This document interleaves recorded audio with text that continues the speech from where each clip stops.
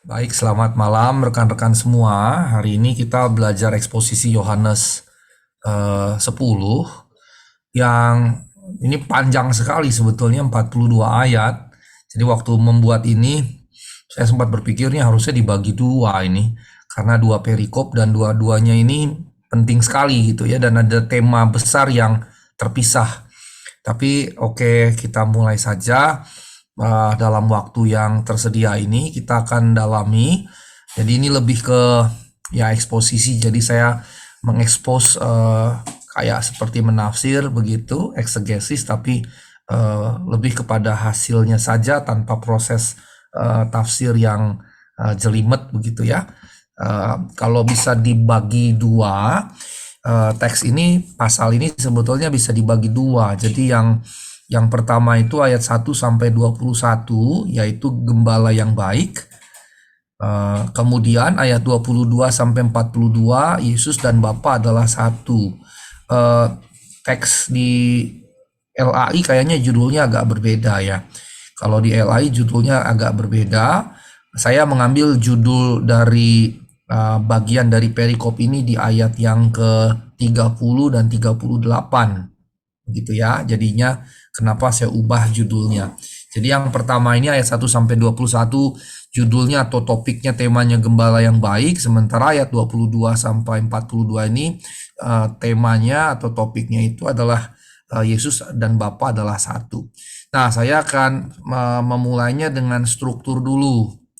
Ya, struktur dulu karena kemarin di kelas tafsir saya di STT Jakarta, saya bilang begini kepada mahasiswa saya S1, kalau kita menafsir dan misalnya kita mempersiapkan tafsiran terhadap satu perikop, bahkan sebetulnya ketika kita siapin khotbah, yang benar itu kita harus tahu struktur dari perikop itu, ya, struktur dari perikop itu.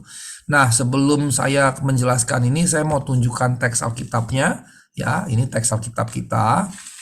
Ini panjang sekali nih, saya tidak akan bacakan semua, tapi saya akan tayangkan saja ya ayat 1 sampai ayat 42.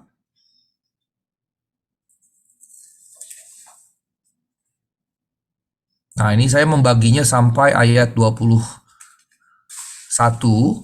Nah, ini saya dan aku dan Bapa adalah satu. Ini diambil dari ayat 30. Saya mengikuti judul ini tapi berbasis pada ayat 30 dan 38. Nah, ayat 30-nya ini. Aku dan Bapa adalah satu. Kemudian ayat 38-nya di sini, Bapa di dalam aku dan aku di dalam Bapa. Nah, kemudian ini ayat 42. Inilah perikopnya yang panjang tadi yang di awal saya katakan lebih tepat sebetulnya dibagi dua. LAI membaginya tiga, tapi kalau menurut saya ini bukan dibagi tiga, dibagi dua, dan saya setuju dengan pembagian yang ada di Eastward ini. Karena memang dia cocok dibagi menjadi dalam dua bagian. Nah, sekarang kita akan lihat ayat 1 sampai 21 kita bagi-bagi. Tadi saya katakan juga saya meminta mahasiswa saya kalau membaca menafsir perikop entah untuk kepentingan akademik maupun kepentingan khotbah mengajar, maka perikop itu harus kemudian diupayakan membaginya ke dalam beberapa bagian. Nah, cara membaginya harus melihat biasanya begini, saya memberikan panduannya itu pada poin ini. Jadi kalau saya menafsir gitu ya, saya menyebutkan bahwa ketika kita baca teks ya, saya jelasin sedikit ya, mohon izin. Saya kalau mengajarkan mahasiswa, kalau kita membaca teks, maka kita harus memperhatikan, saya menyebutnya dengan istilah ini supaya gampang dipahami oleh mahasiswa saya. Blasti. Yang pertama itu adalah B-nya itu background. Ya, background. L-nya itu locus, tempat. A-nya ini actor, pelaku, tokoh, figur. S-nya ini skenario, alur cerita, senario. T-nya itu kemudian tempus, waktu. Nah, sengaja yang terakhir, tapi justru ini yang sangat penting, yaitu theme. Nah, Ibu Bapak, waktu Ibu Bapak mempersiapkan materi, di sini kan rata pengerja gitu ya, mungkin ada juga pengajar, baik di sekolah minggu, remaja, atau pemuda. Maka kalau membaca perikop, perhatikanlah ini semua. Sebetulnya ada lain-lain lagi, tapi ini yang terpenting. Ini yang disebut dengan narrative component, istilahnya narrative component. Narrative components, komponen cerita. Gitu ya, komponen cerita. Nah, dari ini yang paling penting untuk melihat apakah dia berubah itu di bagian ini, di bagian ini. Maka kalau misalnya saya kembali ke teks ini, ya, maka mengapa saya membaginya ke dalam bagian ini? Karena di sini sebetulnya akan nampak bahwa bagian ini satu tema tersendiri, bagian ini temanya tersendiri atau subtema, bagian ini juga tersendiri, ini khusus, ini lagi, dan ini. Nah, sekarang saya akan coba jelaskan strukturnya. Yang pertama ini ayat 1 sampai 6. Ayat 1 sampai 6 ini bicara tentang perumpamaan gembala dan domba. Jadi jelas sekali bahwa teks ini memang sebuah perumpamaan. Di bagian di sini disebutkan. Ya.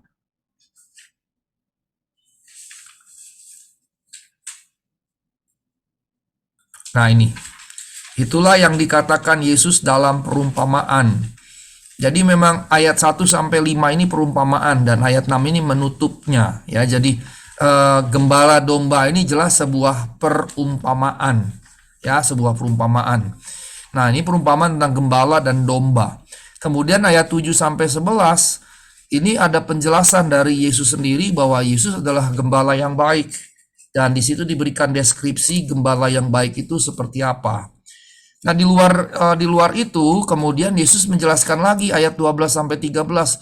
Oh, selain aku gembala yang baik, ada juga nih gembala upahan. Gembala upahan ini berbeda dengan gembala yang sejati begitu ya. Nah, kalau misalnya kita lihat ayat 12 13 teksnya, ayat 12 13 itu berkata begini.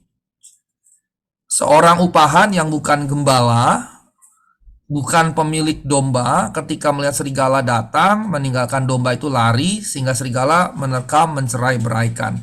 Jadi kalau dia cuma gembala upahan, bukan benar-benar gembala, bukan juga pemilik, maka dia tidak akan melawan serigala yang datang, tidak akan melindungi domba-domba, tidak akan menjaga domba-domba dari serigala. Pergi, memikirkan diri sendiri. Nah, ini gambarannya. Nah, kembali lagi ke sini. Itu gambaran gembala upahan. Kemudian ayat 14 sampai 15 ada gembala yang baik mengenal domba-dombanya. Nanti ini juga jadi gambaran yang menarik, diberikan gambaran yang menarik di sini, ya. Dan relasi gembala domba nanti saya juga jelaskan, ini menarik sekali. Kemudian ayat 16 ini terpisah. Ibu Bapak, ayat 16 ini luar biasa loh. Ini luar biasa. Domba-domba lain dari kandang lain juga akan jadi domba-domba Yesus. Kalau kita lihat ayat 16, dikatakan begini. Ada lagi padaku domba-domba lain, bukan dari kandang ini. Domba-domba itu harus kutuntun juga. Mereka akan mendengarkan suaraku. Mereka menjadi satu kawanan dengan satu gembala. Saya potong kompas dulu untuk ayat 16 ini. Ini bicara tentang kandang yang lain ini, bukan dari kandang ini, tapi berarti dari kandang yang lain. Kandang ini sebetulnya bicara ini Israel.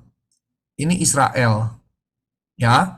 Nah, domba-domba lain ini siapa? Bukan Israel. Termasuk siapa? Ibu dan bapak. Kita semua yang bukan Israel. Begitu. Nah, ada padaku domba-domba lain bukan dari kandang ini, menunjukkan bahwa keselamatan bukan hanya untuk orang Israel. Keselamatan untuk semua orang. Nah, Tuhan berkata, mereka juga harus kutuntun. Mereka juga akan mendengarkan suara Tuhan. Kita kan juga mendengarkan. Dan kemudian jadi satu kawanan dengan satu gembala. Satu kawanan dengan siapa? Dengan yang dari kandang yang asli. Jadi ada dari kandang yang asli, yaitu Israel. Kemudian ada domba dari kandang-kandang yang lain. Tapi kemudian jadi satu kawanan.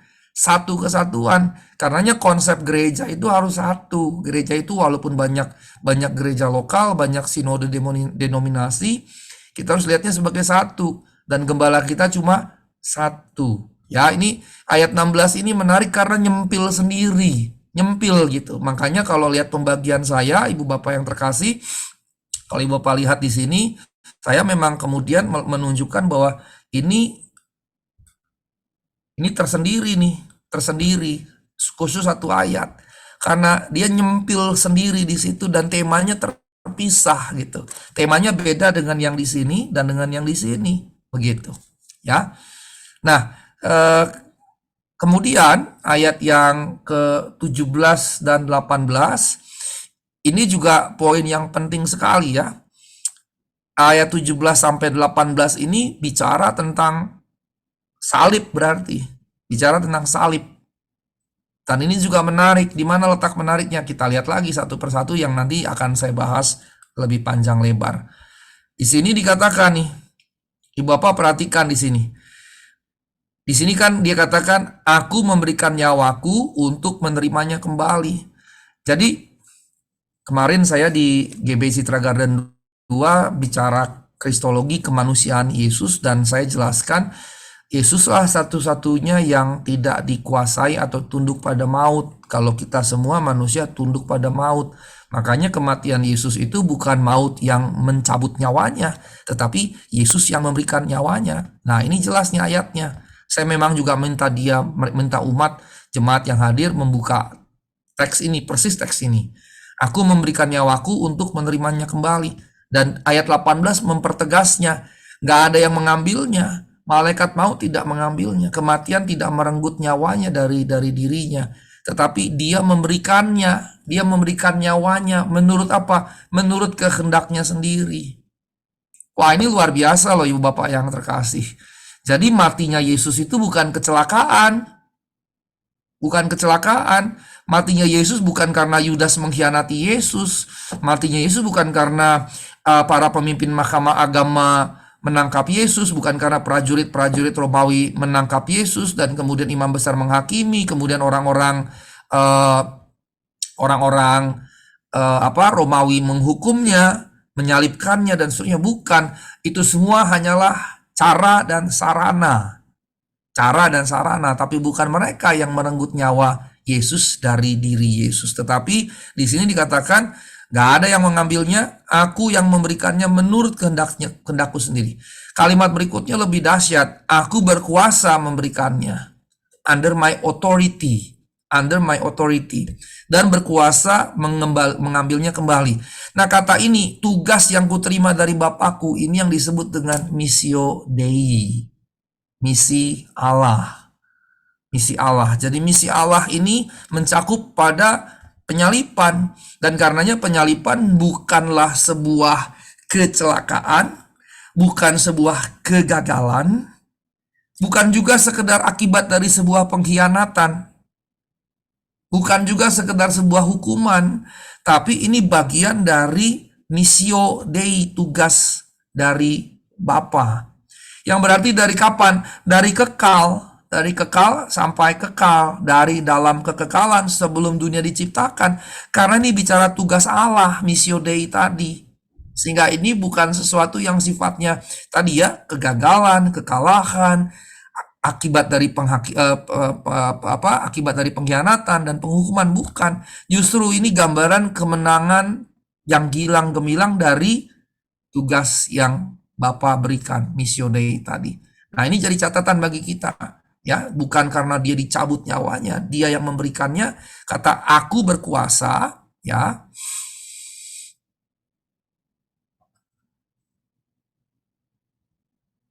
Ini exousian, bukan dunamis. Exousian ini authority. Authority, jadi di bawah otoritas begitu ya. Ini yang digunakan, bukan dunamis. Kalau dunamis itu power. Ini authority. Jadi kuasa di sini terkait dengan otoritas, begitu. Dia berotoritas memberikannya, dia berotoritas mengambilnya kembali. Jadi waktu dia memberikannya karena kehendaknya, kemauannya, waktu mengambilnya juga karena kehendaknya, kemauannya, begitu. Ini sebetulnya jadi sukacita kita, Ibu Bapak yang terkasih. Kematiannya bukan kegagalan, justru kemenangan. Yang kalau saya bisa tarik lebih jauh, berarti kemenangan versi Kristus itu tidak sama dengan kemenangan versi dunia. Makanya Bapak juga jangan menggambarkan kemenangan Kristus, victorious life itu berkemenangan ala dunia gitu. Salah sekali konsepnya. Nah, saya balik ke sini, itu ayat 17. Nah, ayat yang terakhir, bagian yang terakhir, Bagian yang terakhir, Ibu Bapak yang terkasih, di sini disebutkan ada aklamasi. Ada aklamasi di sini, dan aklamasi ini terbagi dua. Ada yang menolak, ada yang menerima Yesus. Ada yang menolak, ada yang menerima Yesus. Nah, sekarang saya bergerak lebih jauh.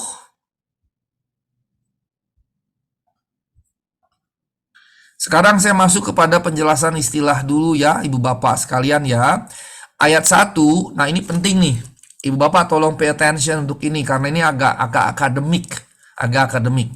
Di ayat 1 itu saya pindah dulu ke teks Alkitabnya ya, supaya kita baca dari bahasa Indonesia dulu.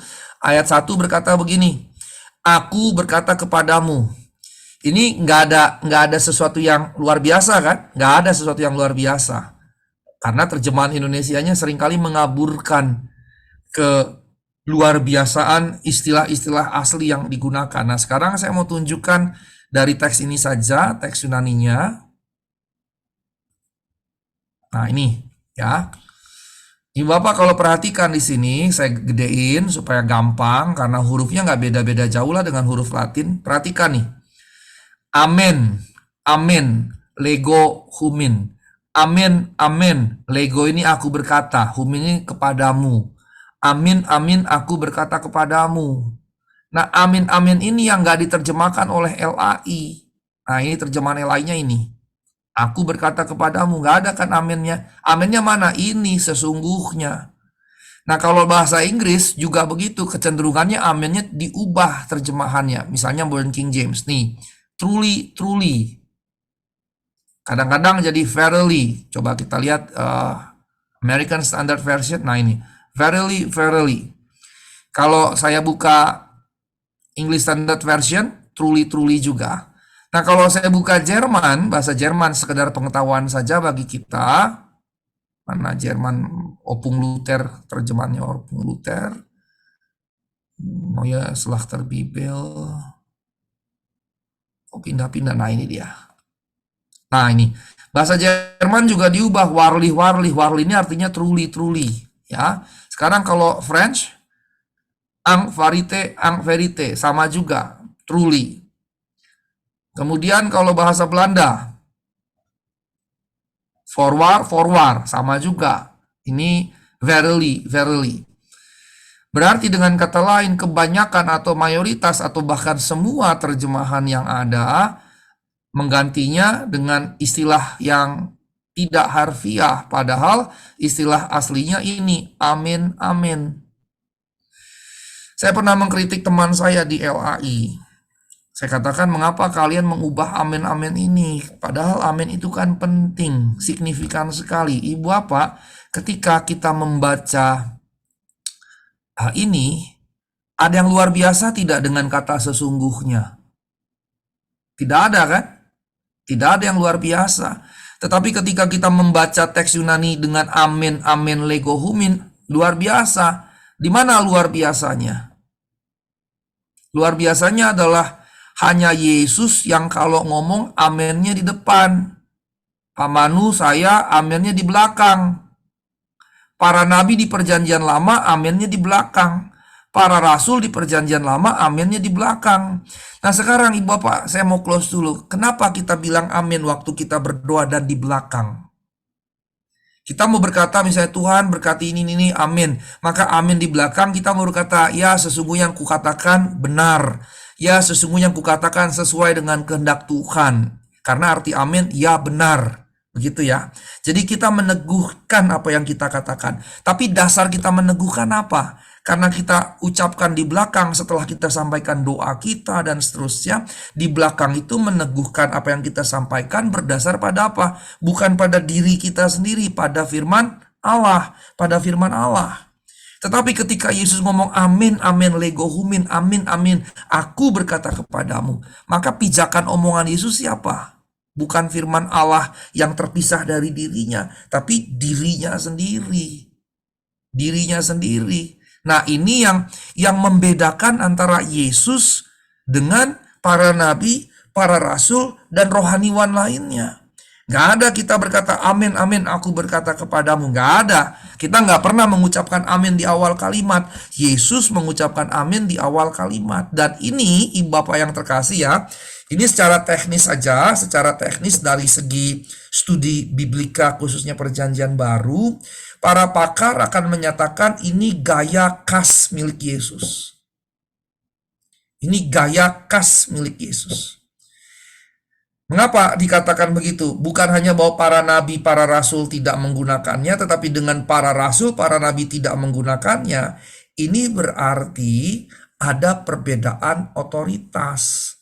Perbedaan otoritasnya di mana? Para nabi menaruh otoritasnya pada Yahweh. Para rasul menaruh otoritasnya pada Allah dalam Kristus. Kristus menaruh otoritasnya pada siapa? Dirinya sendiri. Makanya kalau kita balik lagi ke teks tadi, maka dia berkata begini, amin, amin, aku berkata kepadamu. Dasar apa? Dasar siapa? Dasar apa perkataannya? Dasar siapa? Dirinya sendiri. Powerful sekali. Maka kalau ibu bapak perhatikan ya, ibu bapak perhatikan, sebetulnya terjemahan Indonesianya konsisten, LAI pakai kata sesungguhnya. Kadang-kadang ditaruh setelah aku berkata kepadamu, kadang-kadang ditaruh di depan, sesungguhnya aku berkata kepadamu. Nah, kalau ibu bapak perhatikan nih, search saja nanti keempat Injil kanonik, kata sesungguhnya, maka tiap kali ada kata sesungguhnya atau yang Yunaninya amen, lego humin, maka apa yang disampaikan Tuhan itu yang sangat penting teologinya. Sangat penting teologinya. Sangat penting.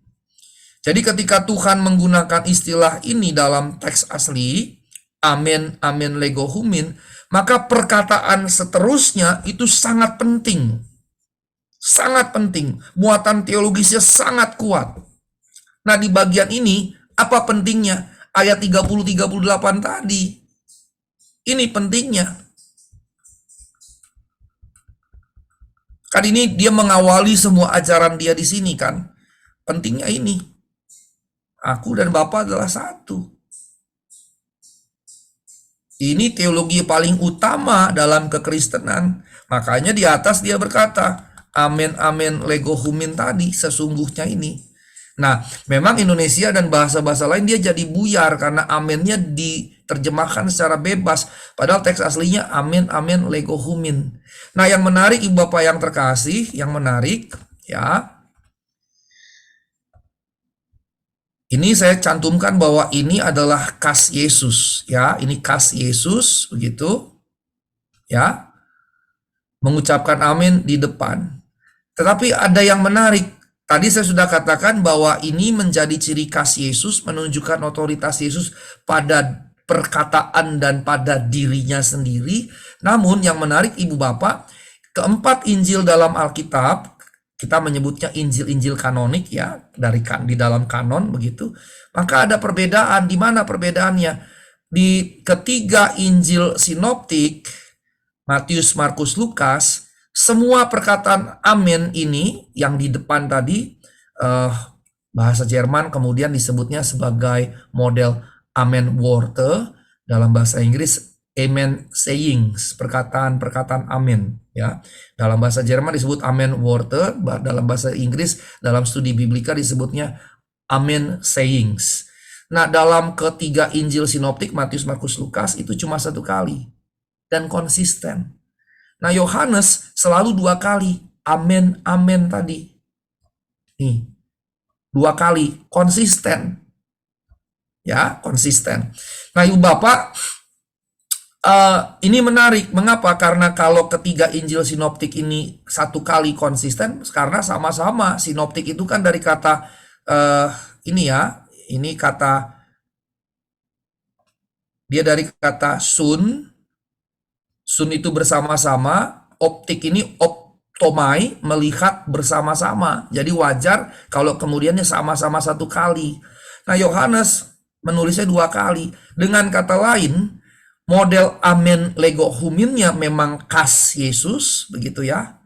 Tetapi amen-amennya ini jadi khas khusus Yohanes.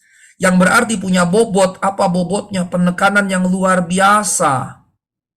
Penekanan yang luar biasa bahwa apa yang disampaikan Yesus setelahnya menjadi sangat signifikan. Penting sekali, basis. Karenanya nanti Bapak kalau selesai dari webinar ini, nanti Bapak baca Alkitab, cari ketik sesungguhnya di keempat Injil, maka ketika ada sesungguhnya aku berkata kepadamu, semua yang diucapkan setelah itu oleh Yesus, itu signifikan sekali teologinya. Ya, itu signifikan sekali. Baik Bapak yang terkasih dalam Tuhan Yesus Kristus, saya berlanjut lagi. Kata domba itu terjemahan dari probaton. Probaton. Nah, sebetulnya arti harfiah probaton itu tidak harus domba. Arti harfiah probaton itu adalah binatang berkaki 4. Binatang berkaki 4. Binatang berkaki 4. Meja tidak termasuk ya. Meja kakinya 4, tapi meja bukan binatang, jadi dia tidak termasuk di sini. Ya, walaupun sama-sama kaki 4. Nah, yang berikutnya ini gembala. Gembala adalah poimen. Ya.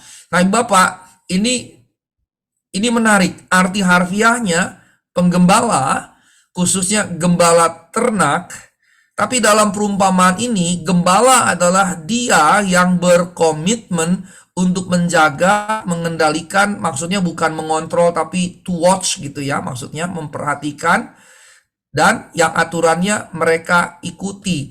Sehingga dengan kata lain, gembala punya aturan, dan kemudian yang mengikuti gembala, domba-dombanya mengikuti aturan yang dibuat oleh gembala. Ini definisi menurut kamus dalam konteks perumpamaan yang kita baca, dalam konteks perumpamaan yang kita baca. Nah, sekarang saya mau jelaskan satu persatu terkait hal ini. Kita masuk pada gembala. Ya, penjelasan terkait dalam teks ini, Ibu Bapak yang terkasih. Pertama, dikatakan di sini gembala memasuki pintu kandang. Pintu kandang. Ya, gembala memasuki pintu kandang.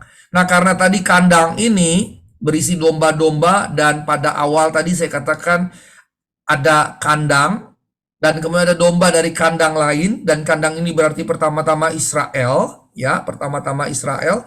Maka kemudian ketika ada domba-domba lain, ada domba-domba lain, dan menjadi satu kawanan dengan satu gembala, maka dengan kata lain, untuk menjadi bagian dari domba-domba ini, harus melalui gembala ini. Begitu, ya, harus melalui gembala ini.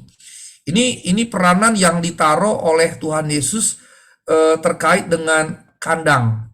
Kandang ini kita bisa sebut sebagai gereja, tapi bukan gereja lokal, bukan denominasi.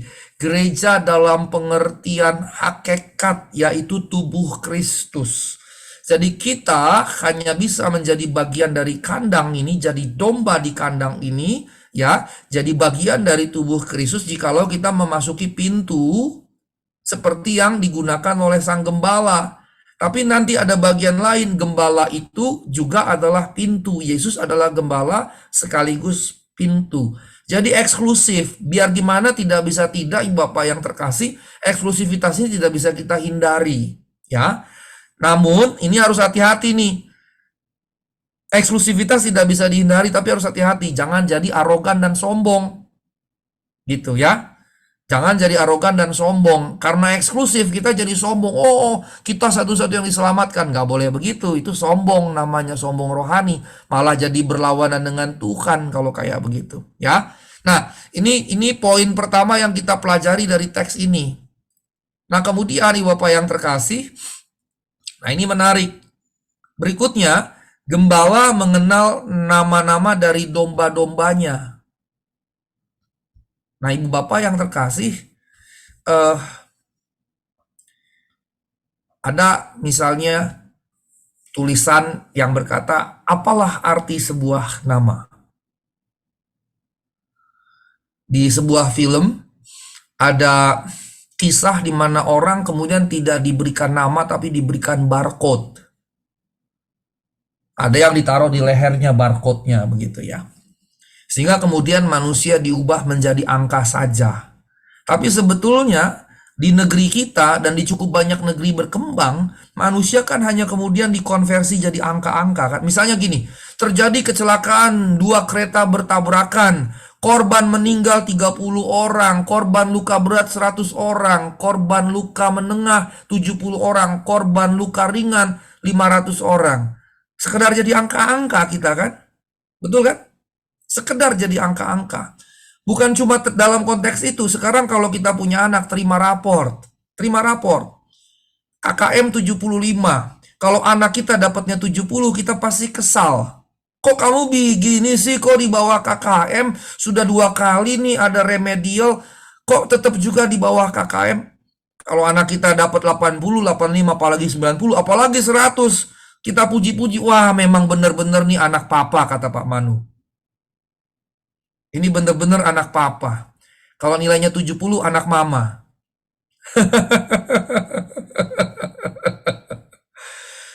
Kita kan jadi begitu kan Ibu Bapak. Kita dikonversi jadi angka. Nah, saya menolak itu. Jadi anak saya yang pertama itu nilainya cukup baik.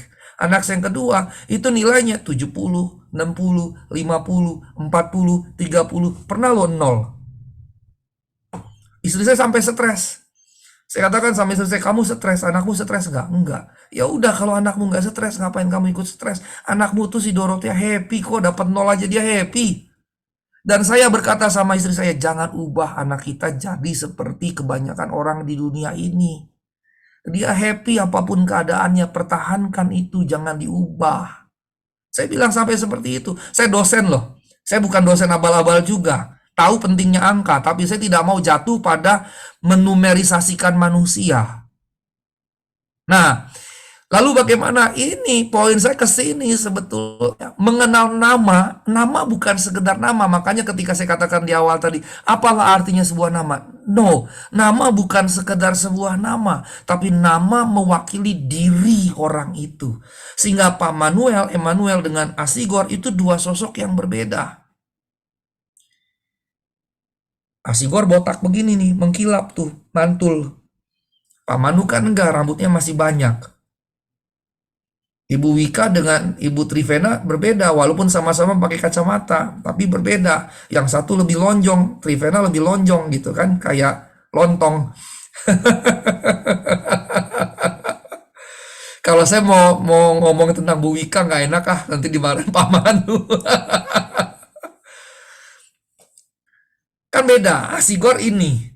Jadi ketika dikatakan gembala mengenal nama, itu maksudnya apa? Gembala kita, Tuhan kita, Yesus Kristus, betul-betul mengenal siapa kita. Itu maksudnya. Makanya misalnya kalau ada domba, dombanya katakanlah dinamai Cecep, datang. Cecepnya datang. Terus kemudian ada satu yang dipanggil namanya selain Cecep, misalnya Ucok, Ucok datang. Nah tentu tiap domba kan punya karakter dan memang itu dirinya sendiri, tidak akan tertukar dengan domba yang lain. Maka ketika dikatakan gembala mengenal nama-nama, ini berarti gembala betul-betul mengenal orang tersebut. Mengenal orang tersebut. Nah sekarang Ibu Bapak yang terkasih, kalau dibawa dalam relasi kita dengan Tuhan kita Yesus Kristus, berarti Tuhan mengenal segenap keberadaan kita. Itu maksudnya, segenap. Bahkan dalam penjelasan banyak bagian di Alkitab, dia sampai mengenali kedalaman hati kita, dan hanya dia, kita saja bisa terkecoh oleh kedalaman hati kita. Betul ya? Kita bisa terkecoh dengan kedalaman hati kita, tapi Tuhan tidak terkecoh dengan kedalaman hati kita. Dia betul-betul mengenal. Kita belum tentu betul-betul mengenal siapa kita, tapi Tuhan mengenal betul siapa kita. Ini poin penting yang ditunjukkan dari teks ini. Berikutnya, ini lagi Ibu Bapak yang terkasih. Gembala berjalan di depan domba-domba. Wah, waktu saya mempersiapkan teks ini ya, saya ngebayang ini, saya kan domba nih. Ibu Bapak juga domba. Saya jalan dalam perjalanan kehidupan saya. Ini kan bicara perjalanan kehidupan, ya. Ini kan bicara perjalanan kehidupan. Ini kan bicara saya, kita semua, Ibu Bapak sekalian. Ketika saya berjalan dalam kehidupan, ternyata dia ada di depan saya. Ternyata dia di depan saya.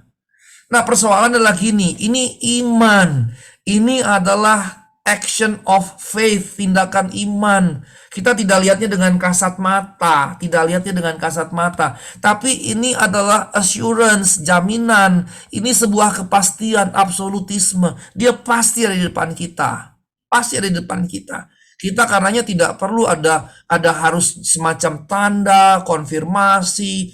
Ketika keadaan serba sulit kita jadi ragu, Tuhan bener nggak ya ada di depan saya dan seterusnya. Tidak, nggak boleh seperti itu, karena ini sebuah assurance yang absolut sifatnya. Gembala berjalan di depan.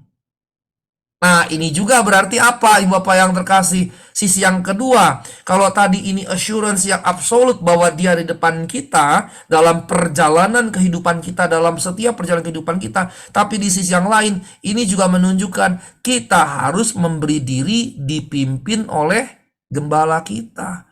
Bukan kebalikan, kita yang domba malah sok-sokan mimpin gembala kita, ngajarin. Tuhan mestinya begini-begini, Tuhan harusnya begini-begini-begini, Tuhan harusnya begini-begini. Coba saja perhatikan doa-doa kita. Doa-doa kita masih banyak ngajarin Tuhan kan? Masih banyak ngajarin Tuhan. Kalau kita sakit misalnya, kita pengen disembuhkan segera. Waktu anak saya sakit, yang Bapak sudah tahu ya, yang kedua itu tadi di Jerman, saya pengen banget anak saya segera sembuh. Bahkan ketika keadaan memburuk, saya berkata, Tuhan silakan kalau mau cabut nyawanya, silakan kalau mau sembuhkan, tapi jangan lama-lama. Bayangkan saja, saya sampai berdoa begitu loh. Saya berkata, silakan cabut nyawa anak saya kalau engkau mau, kalau itu kehendakmu, silakan sembuhkan kalau itu kehendakmu, tapi jangan lama-lama. Nah, kata jangan lama-lama, kan saya mengatur Tuhan. Ternyata Tuhan tidak bisa kita atur. Makanya waktu kita berdoa, kita ada ibadah doa, ibadah puasa, hati-hati jangan sampai mengatur, memaksakan Tuhan. Maka doa puasa kita harusnya mencari kehendak Tuhan. Dan kemudian meminta dimampukan Tuhan melakukan kehendak Tuhan. Ini loh poin ini. Dia harus di depan berjalan, bukan kita. Karenanya kita nggak boleh ngatur Tuhan. Nah, poin dari sini justru sekarang pertanyaannya, siapa yang lebih tahu yang terbaik buat kita? Kita sendiri atau Tuhan? Jelas Tuhan. Nah, kalau Tuhan yang tahu terbaik untuk kita, ngapain kita repot-repot mikirin apa yang terbaik buat kita? Biar saja Tuhan yang mikirkan, Tuhan yang menyediakan, merencanakan, mengerjakannya. Kita bagaimana? Minta Tuhan tunjukkan mana kehendak-Mu. Minta Tuhan pimpin supaya kita bisa jalan sesuai kehendak Tuhan. Minta Tuhan pimpin supaya kita mampu melaluinya, seberapapun susahnya. Begitu, ya. Mantap ya. Ini mantap sekali nih. Mantap sekali. Kalau mau jujur, saya juga masih cukup sering ngajarin Tuhan. Itu contoh yang anak saya tadi. Jangan lama-lama. Tuhan malah bikinnya lama-lama 9 bulan, bayangkan. Dan nggak cuma sekali. Pulang ke Indonesia 2015 sakit lagi, 16 sakit lagi, 17 sakit lagi, 18 sakit lagi. Bayangkan. Oh, itu kayak diperes tuh air mata tuh. Begitu. Nah, karenanya kita mesti belajar berserah, ngikuti jalan-jalannya Tuhan, dan biarkan dia berada di depan, kita ngekor di belakang. Nah, kalau kita ngekor di belakang, siapa yang tahu rutenya? Tuhan. Waktu gembala bawa domba-dombanya ke padang rumput yang hijau, ke air yang tenang, domba-dombanya tidak tahu tujuannya. Yang tahu tujuannya siapa? Gembala. Misalnya bisa saja padang rumput ini sekian lama hijau, tapi karena dimakanin terus oleh ternak-ternak, habis kan? Maka gembala harus cari tempat yang lain kan?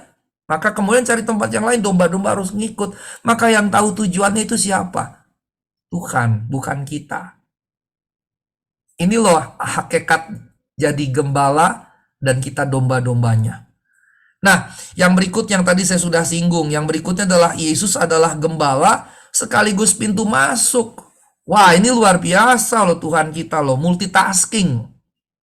Ini multitasking sebetulnya, ya. Dia jadi gembala, pintu masuk kemana? Ke kandang kan? Jadi pintu masuk ke dalam kandang, tapi juga gembala membawa ke rumput yang hijau, padang rumput yang hijau, dan sungai dengan air yang tenang. Luar biasa, dia multitasking sekali. Nah, Ibu Bapak yang terkasih, pintu masuk ini sebetulnya bicara keselamatan. Karena di ayat 9 disebutkan tentang keselamatan.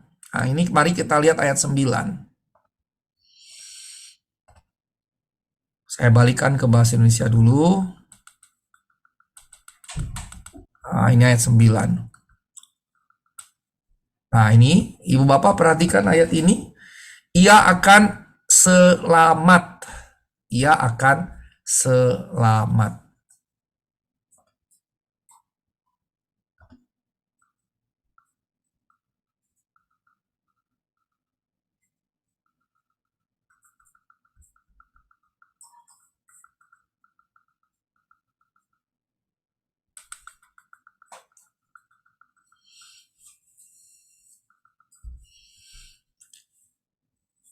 Ibu bapak, selamat di sini bukan keselamatan fisik, karena teks Yunaninya ini zotesetai dari kata zoe. Zoe itu keselamatan kekal, ya, bukan selamat misalnya selamat fisik misalnya, ya, tapi selamat bicara keselamatan kekal yang nanti itu diulangi di bagian yang kedua, ya, itu nanti diulangi di bagian yang kedua.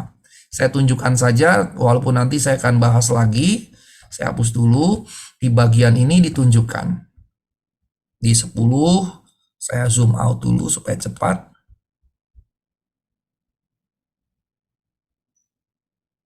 Nah, ini. Ini apa nggak luar biasa? Ini di atas balik lagi bicara domba.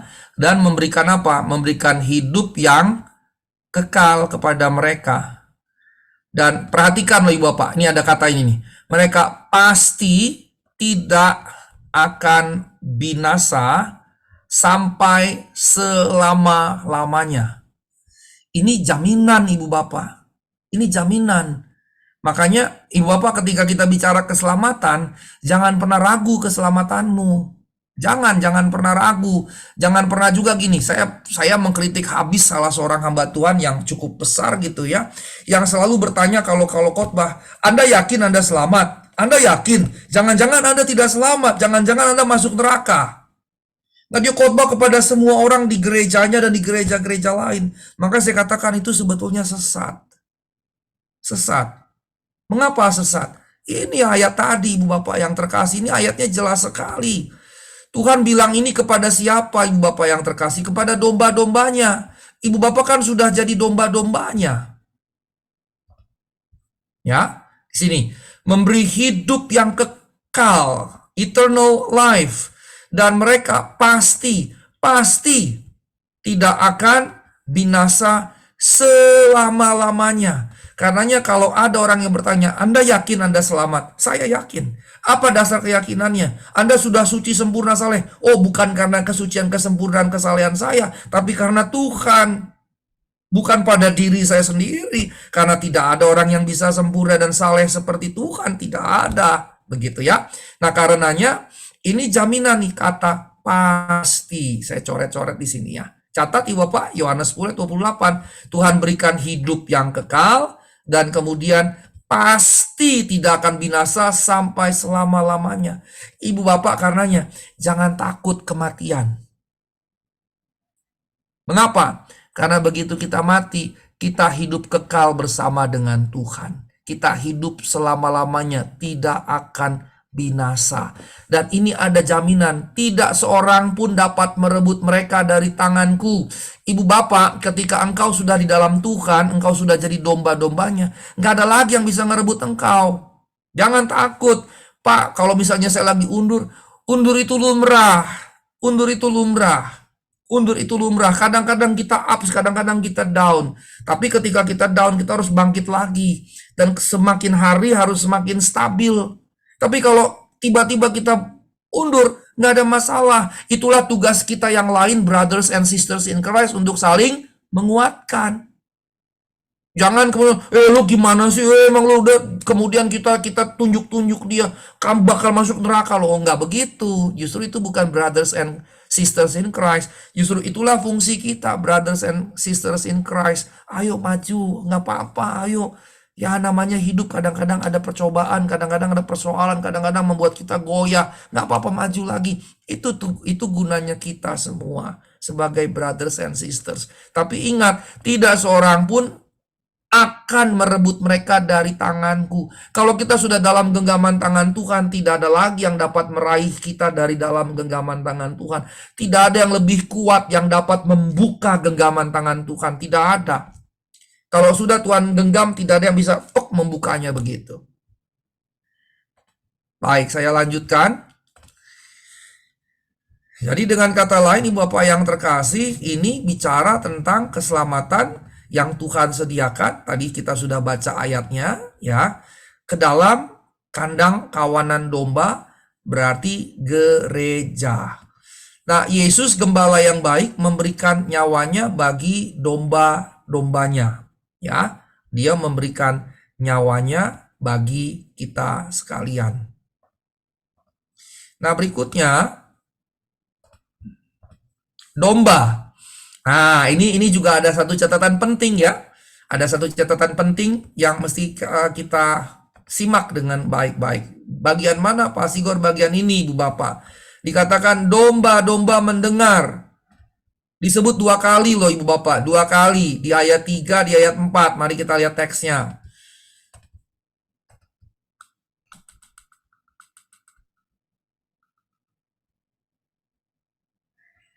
Nah, ini dia, Ibu Bapak perhatikan. Mendengar suaranya. Pertama ya. Kemudian yang berikutnya di ayat yang keempat.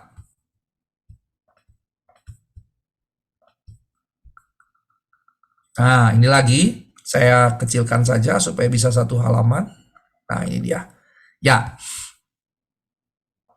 Nah, kalau kita lihat di sini, domba-domba mendengarkan suaranya. Kemudian di sini domba-domba mengikutinya karena mereka mengenal suaranya. Nah, Ibu Bapak, ini jadi persoalan nih. Ini jadi persoalan. Kita mengenal nggak suara Tuhan? Ini jadi persoalan loh. Kalau kita tidak mengenal suara Tuhan, maka kita bisa terkecoh menganggap yang bukan suara Tuhan sebagai suara Tuhan, dan yang suara Tuhan menjadi bukan suara Tuhan. Saya ambil contoh Bapak Ibu Gembala kita, Pak Manu dengan Ibu Wika. Dalam kegelapan sekalipun, dari jarak yang tidak dekat sekalipun, kalau Pak Manu manggil Ibu Wika pasti tahu itu Pak Manu dan bukan Pak Johanes. Mengapa? Karena Bu Wika mengenal betul Pak Manu. Suaranya, frekuensinya, intonasinya, cengkoknya, aksennya, dan lain-lain. Begitu juga sebaliknya, kalau Bu Wika manggil Pak Manu, dalam kegelapan sekalipun, tidak di satu kamar sekalipun, misalnya yang satu di atas lantai 2, satu di lantai dasar, misalnya di gereja atau apa begitu, maka Pak Manu tahu bahwa yang manggil adalah Bu Wika dan bukan Bu Trivena. Mengapa? Karena mengenal tadi. Sehingga dengan kata lain pernyataan domba-domba mendengar suaranya, mengenal suaranya, karena apa? Mengenal siapa yang bersuara, mengenal siapa yang berbicara, mengenal siapa yang memanggil. Dengan kata lain, domba yang benar mengenal siapa gembalanya, jemaat yang benar, orang percaya yang benar, mengenal siapa Tuhan yang dia sembah. Nah, pertanyaannya karenanya, Ibu Bapak mengenal betul tidak siapa yang Ibu Bapak sembah? Kenal tidak Allah yang kita sembah? Nah, ini penting sekali. Penting sekali. Nah, saya mau tunjukkan urutannya. Ini prinsip yang berlaku di sepanjang Alkitab. Ibu Bapak, kata mendengar itu adalah akuo. Saya kalau nggak salah pernah di khotbah, saya lupa kapan pernah menyinggung ini di Sungai Yordan. Akuo itu bukan sekedar mendengar, tapi menyimak. Makanya Alkitab suka bilang kan, berilah telingamu mendengar. Berilah telinga mendengar ini berarti menyimak betul-betul. Bukan masuk kanan, keluar kiri. Apalagi nggak masuk tektok gitu, membal, tak gitu. Ya, nggak masuk tapi balik arah gitu. Wah, itu parah tuh, parah. Nah, ini prinsip dasarnya Ibu Bapak yang terkasih. Apa? Mendengar bukan sekedar mendengar tapi menyimak, dan menyimak yang benar mengerti yang didengarkan. Ibu Bapak, saat Ibu Bapak misalnya mendengar Bible study sekarang nih, Ibu Bapak mendengar nih, menyimak gak? Atau sekedar dengar saja tapi karena sembari nonton tadi Butong Pai tadi sambil mendengarkan materi ini, nonton film kungfu gitu ya, atau nonton film yang terbaru gitu, Aquaman misalnya, sehingga kemudian ya dengar saja, belum tentu masuk, malah tektok gitu. Atau sambil masak, atau sambil makan. Nah, karena makan babi hong enak banget nih, babi enak begitu, yang didengar lewat begitu saja. Maka itu bukan mendengar yang baik, bukan menyimak. Nah, kalau Ibu Bapak tidak mendengar dengan baik, maka Ibu Bapak sudah gagal di tahap pertama. Kalau gagal di tahap pertama, jangan harap bisa mengerti. Maka mengapa Ibu Bapak jarang sekali atau sulit sekali atau tidak banyak mengerti firman Tuhan? Karena di tahap awal kita sudah salah, kita sudah gagal, yaitu tidak memberi telinga untuk mendengar, yaitu tidak menyimak. Tidak menyimak. Karena untuk bisa mengerti, Ibu Bapak pertama-tama harus menyimak dulu. Nah, kalau menyimaknya gagal, semuanya sudah pasti gagal. Maka langkah pertama, menyimak sungguh-sungguh. Langkah kedua, setelah menyimak, mengerti apa yang didengar. Itu dulu. Nah, setelah itu apa? Melakukan. Karena ketika mereka mendengar suara gembala memanggil, apa yang terjadi? Mereka mengikuti. Nah, ini lihat. Ya. Ia memanggil domba-dombanya masing-masing menurut namanya, menuntunnya keluar. Ketika sudah dibawa keluar, berjalan depan mereka, domba-domba mengikuti. Lihat ini. Makanya ketika kita menjadi percaya, kita disebut pengikut Kristus, kan? Itu bukan sekedar sebuah istilah tanpa makna. Tapi itu menunjukkan bahwa kita mendengar dengan baik, menyimak, kita mengerti apa yang Tuhan kita ajarkan, kita mengikuti apa yang kita sudah mengerti dari yang Tuhan sudah ajarkan. Perhatikan ini. Dan ini dalam bahasa Alkitab disebut taat. Taat. Menyimak, mengerti yang disimak, melakukan yang disimak dan dimengerti. Itu taat. Nah, domba-domba di sini taat pada gembala, jelas taat. Begitu ya. Nah, Ibu Bapak yang terkasih, kita balik lagi ke sini. Kemudian ada prinsip di sini yang saya ingin kita perhatikan baik-baik ya. Ini prinsipnya. Mendengar dengan baik, mengerti dan mengikuti. Yang tadi saya sudah jelaskan. Ini prinsip yang dijelaskan di sini. Dan ayat 10 di sini diulangi tadi, mengenal suara gembala. Berarti Ibu Bapak, kalau Ibu Bapak gembala yang baik, engkau sudah seharusnya secara prinsipil minimal mengerti mana kehendak Tuhan. Kalau menurut Roma 12 apa? Apa yang baik, apa yang berkenan, dan apa yang sempurna. Roma 12 ayat 1 dan 2. Nah ini. Nih, dapat membedakan kehendak Allah yang baik, berkenan kepada Allah, dan yang sempurna.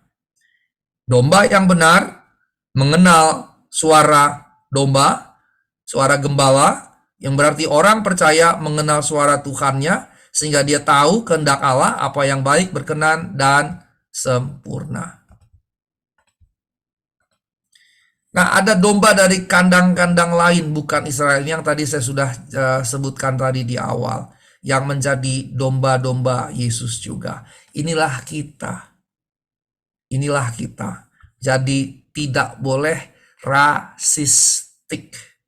Tidak boleh rasistik. Mengapa? Karena Tuhan saja tidak hanya mengingini domba-domba dari satu kandang saja, yaitu Israel. Tuhan mengingini dari kandang-kandang lain, sampai ke Indonesia, sampai ke Tanah Jawa, ke Jakarta, ke Sumatera, ke Kalimantan, ke Papua, dan seterusnya. Dan Alkitab tadi bilang satu kawanan dengan satu gembala. Pak Manu ditugaskan melaksanakan tugas penggembalaan. Gembala agungnya adalah Kristus. Dan kita semua dengan gereja-gereja lokal kita masing-masing, dengan gembala-gembala lokal, gembala-gembala di atas, dengan ketua sinode, kita tetap satu kawanan dengan satu gembala. Karenanya nggak boleh ada yang merasa diri paling hebat, paling benar, paling suci, dan seterusnya. Karena itu justru memecah kawanan domba. Ya, baik, berikutnya pencuri masuk memanjat tembok. Ini berarti apa? Pencuri ini tidak masuk melalui Yesus sang pintu, kemudian juga mendobrak kandang. Kandang tadi apa? Gereja. Maka kita harus hati-hati dengan siapapun yang ternyata adalah pencuri, yang kemudian hanya ingin mendobrak, menghancurkan, merusak gereja. Harus hati-hati. Karenanya Paulus mengingatkan Timotius, awasilah ajaranmu. Awasilah ajaranmu. Ya, jangan sampai kemudian malah kita dipakai si iblis, jadi alat iblis, jadi pencuri. Nah, Tuhan menyebutkan bahwa pencuri datang hanya untuk mencuri, membunuh, dan membinasakan. Ini ya, di ayat 10a. Tapi Tuhan datang untuk memberikan hidup dan memberinya dalam segala kelimpahan. Sekali lagi, kelimpahannya tidak boleh dinilai secara materialistik. Nah, sekarang saya masuk pada bagian yang kedua. Bagian yang kedua ini relatif lebih singkat karena poin besarnya cuma tentang Yesus dan Bapa adalah satu. Tapi kalau saya bagi dalam bagian-bagiannya kurang lebih seperti ini. Ini semacam prolog ya, semacam pembuka Yesus di bait Allah. Kemudian di sini ada orang Yahudi yang bertanya, "Apakah engkau Mesias?" Dan Yesus kemudian memberi respons. Yesus memberi respons bahwa kalian tidak lihat pekerjaan-pekerjaan yang aku lakukan dan tidak menjadi percaya. Ya, Yesus seperti terheran-heran dengan ketidakpercayaan mereka. Kemudian ayat 26 sampai 28 di sini katakan orang-orang yang bukan domba-domba Yesus juga menjadi tidak percaya, tetapi orang yang menjadi percaya Yesus memberikan hidup yang kekal. Ini yang tadi saya sudah singgung sedikit. Kemudian ini adalah core-nya. Ini adalah core dari perikop ini. Yesus dan Bapa adalah satu yang diulangi di ayat yang ke-38. Ya. Kemudian orang-orang Yahudi hendak merajam Yesus karena Yesus menyamakan dirinya dengan Allah. Sehingga dengan kata lain, pernyataan ini bagi orang-orang Yahudi sudah jelas bahwa Yesus menyamakan dirinya dengan Allah. Makanya Ibu Bapak yang terkasih, kalau ada orang bertanya, mana bukti ayat Alkitab yang menunjukkan Yesus adalah Tuhan dan Allah? Kalau misalnya mau mengharapkan perkataan Yesus direct to the point, aku adalah Allah, tidak ada. Sampai kapanpun tidak ada. Mengapa? Nggak perlu Yesus ngomong begitu. Yesus nggak perlu ngomong begitu. Mengapa? Dengan ngomong begini saja, orang Yahudi sudah ngerti bahwa maksudnya Yesus sama dengan Allah. Gitu. Jadi jangan paksakan logika berpikir kita pada teks Alkitab gitu. Teman-teman di luar sana yang memang tidak menyukai kekristenan misalnya akan cari-cari kelemahan dan kemudian pakai dalil. Kalau Yesus memang Allah, tunjukkan di mana Yesus berkata bahwa Yesus adalah Allah. Itu dalil mereka. Dan Yesus tidak tunduk pada dalil mereka. Yesus punya dalilnya sendiri. Dan dalil Yesus terkait dengan konteks. Konteks apa? Orang-orang Yahudi. Dan orang Yahudi dengan mendengarkan Yesus ngomong begini, mereka sudah ngerti bahwa Yesus menyamakan dirinya dengan Allah. Jadi udah jelas. Yesus hendak berkata bahwa dirinya sama dengan Allah. Atau adalah Allah. Begitu ya. Ini udah jelas sekali. Nah, berikutnya kemudian argumentasi Yesus bahwa Mazmur 82 ayat 6 berkata umatnya adalah Allah-Allah dalam huruf kecil begitu ya.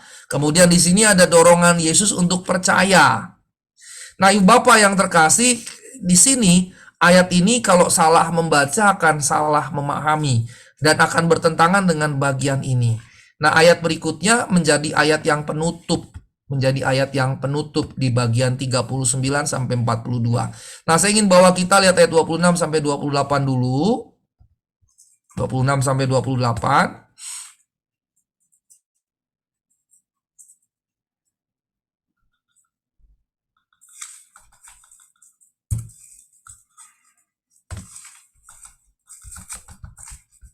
Ya, mari.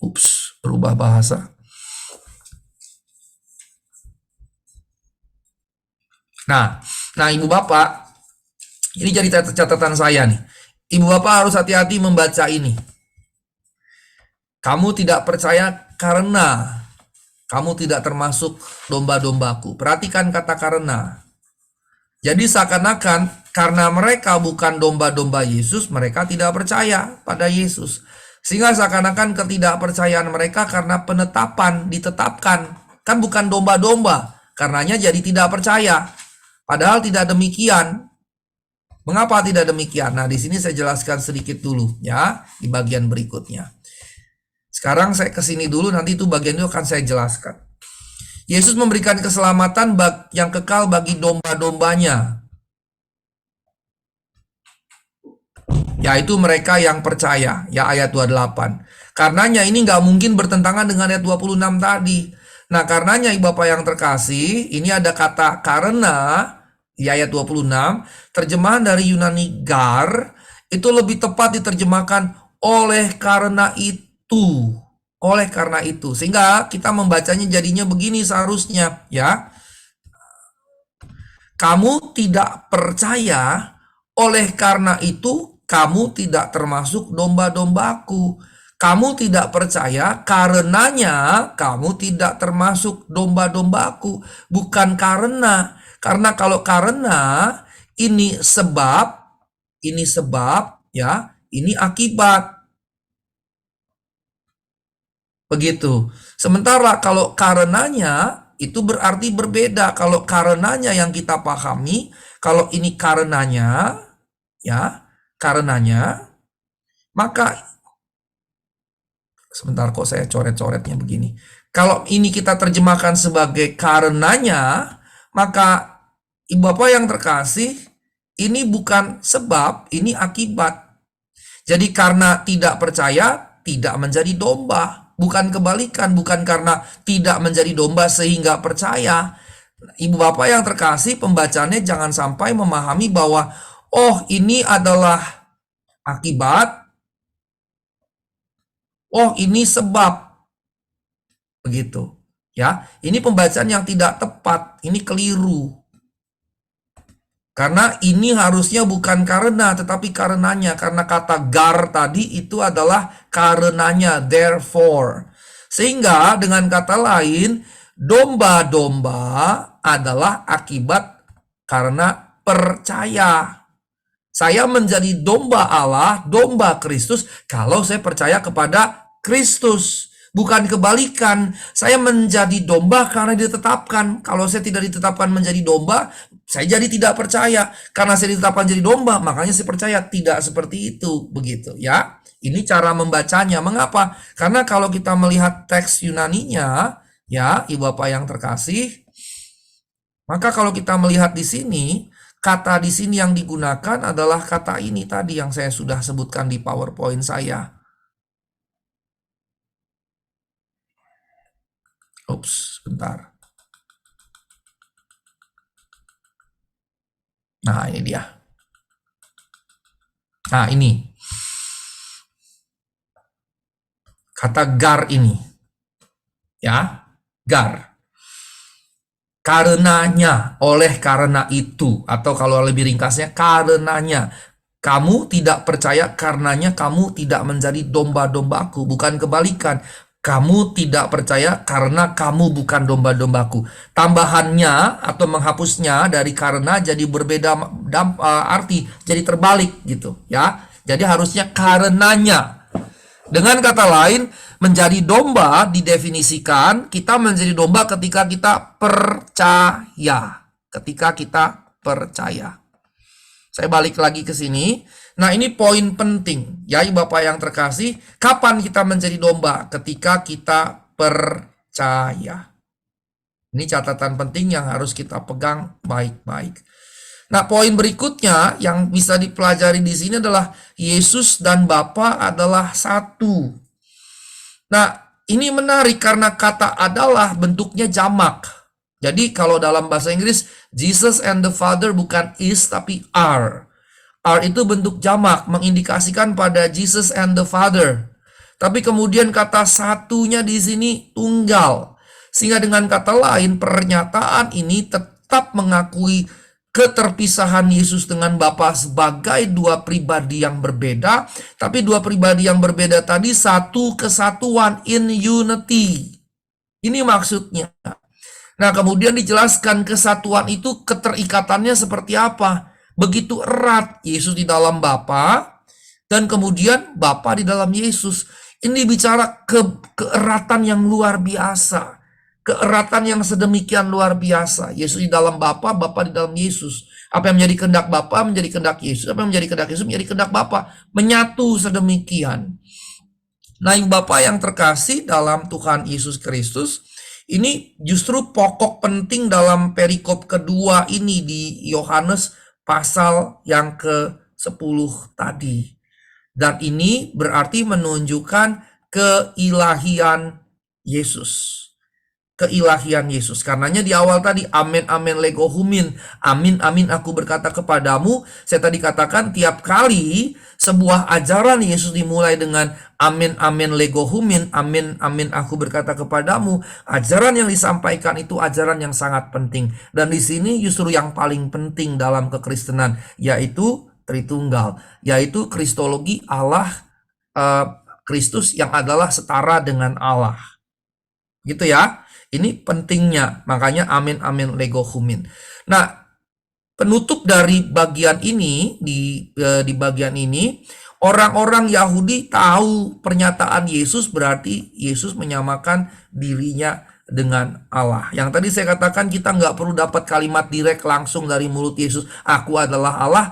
Orang-orang Yahudi tahu betul maksud perkataan ini, Yesus dan Bapa adalah satu, bahwa Yesus sama dengan Allah.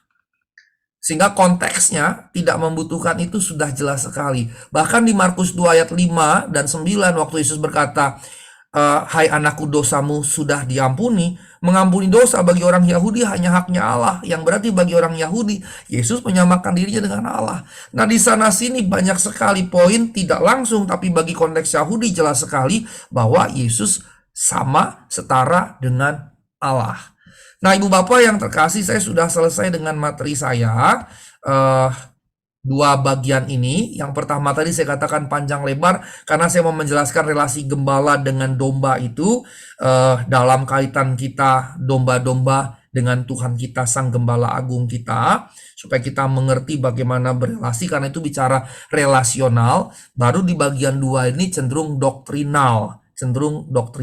Dan berkaitan antara Trinitas, Kristologi, dan kemudian keselamatan. Kalau kita menjadi percaya, kita menjadi domba, keselamatan jadi mutlak milik kita. Ya, dosa 1-2 tidak membuat kita kehilangan keselamatan.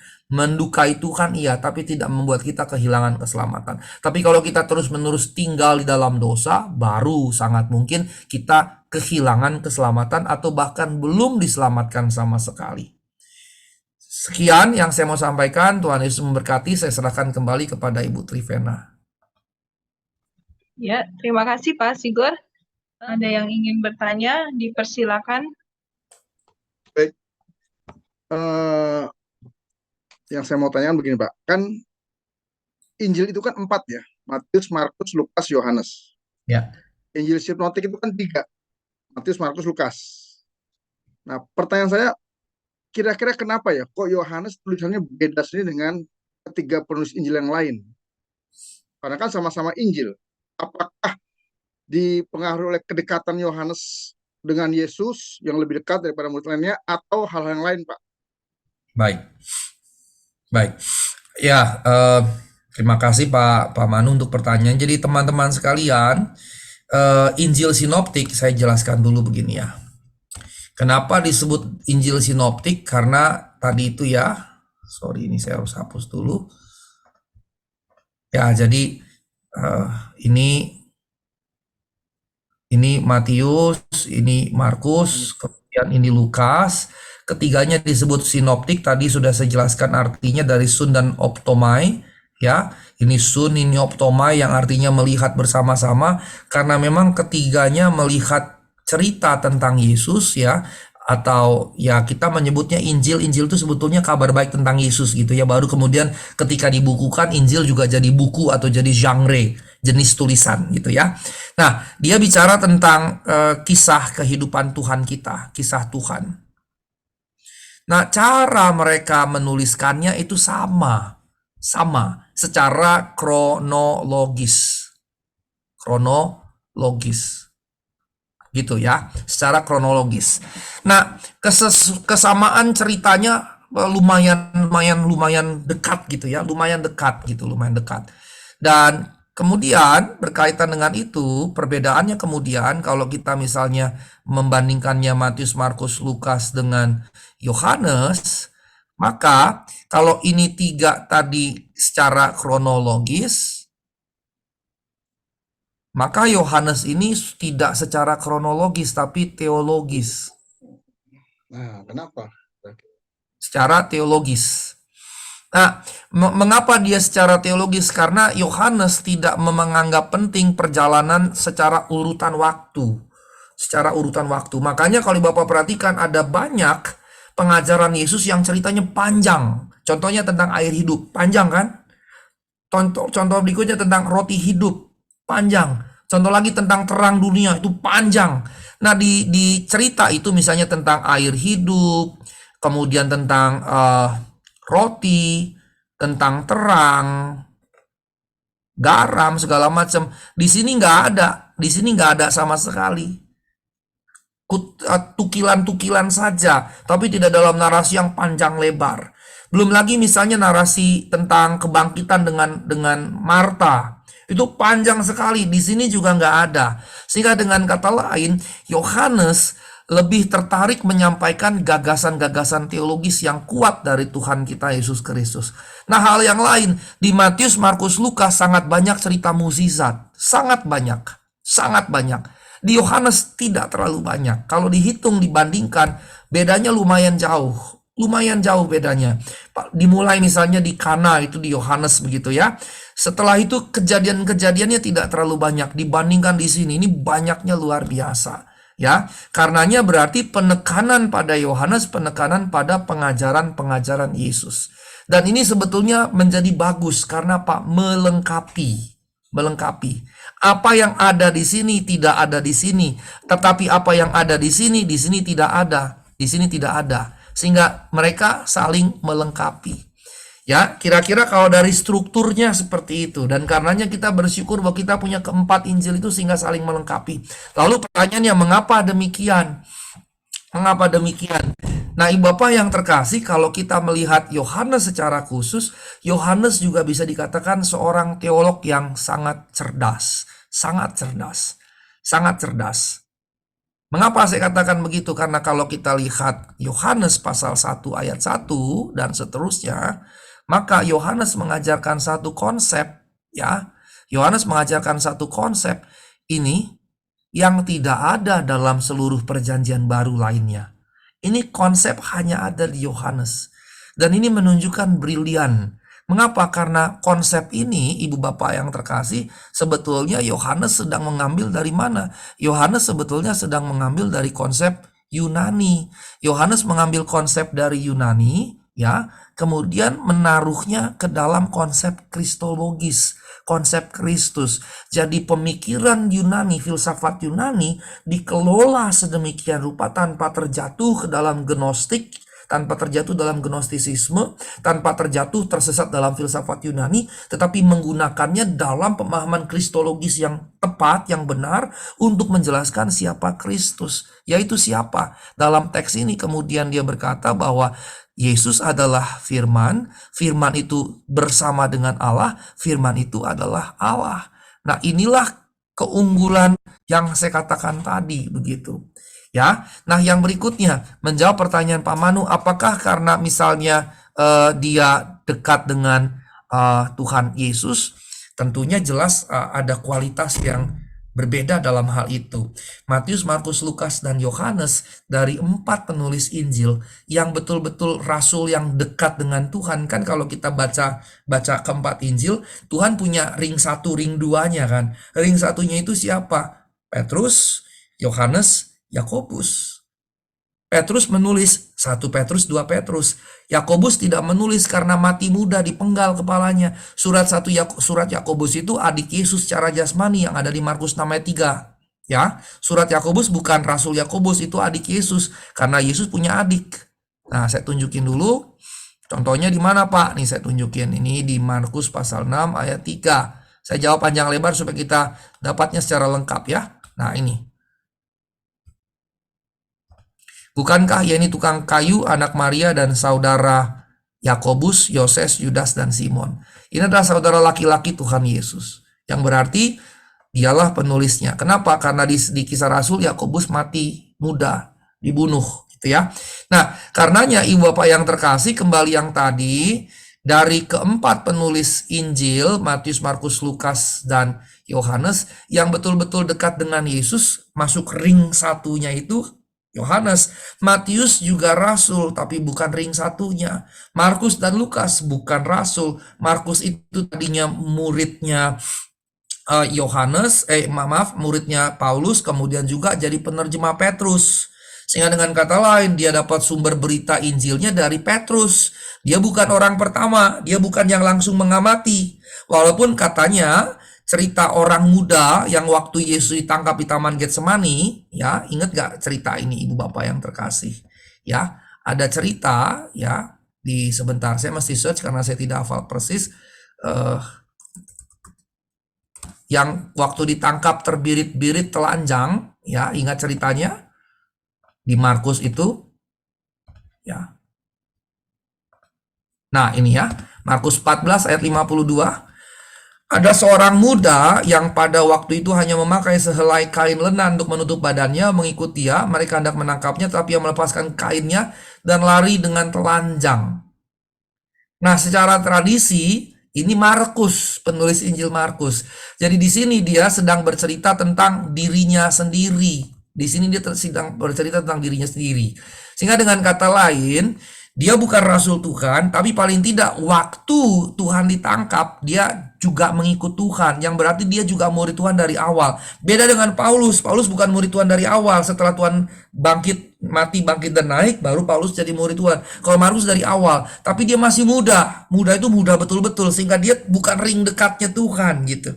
Jadi karenanya dia tadinya jadi pembantunya Paulus, kemudian jadi pembantunya Petrus, makanya dia kenal Injil salah satu informasinya dari Petrus.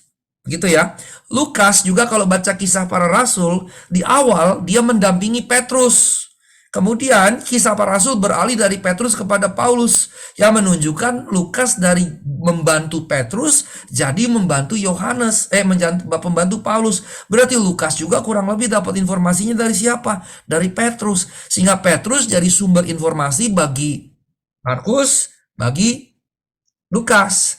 Matius, dia murid dan rasul juga. Jadi dia bisa saja mengamati langsung. Tapi dia bukan ring satunya Tuhan. Nah, saya tunjukkan di mana sih Pak Sigor bilang ring satunya. Ini saya tunjukkan pada ibu bapak sekalian. Tiap kali Tuhan disebut didampingi oleh para murid, maka kebanyakan 3 nama ini yang muncul. Sebentar, saya search saja biar mudah bagi kita. Ya. Nah, kalau saya search,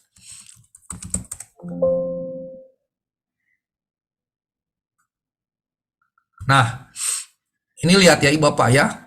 Urutan nama rasul, Simon Petrus, Andreas, kemudian Yakobus, dan saudaranya.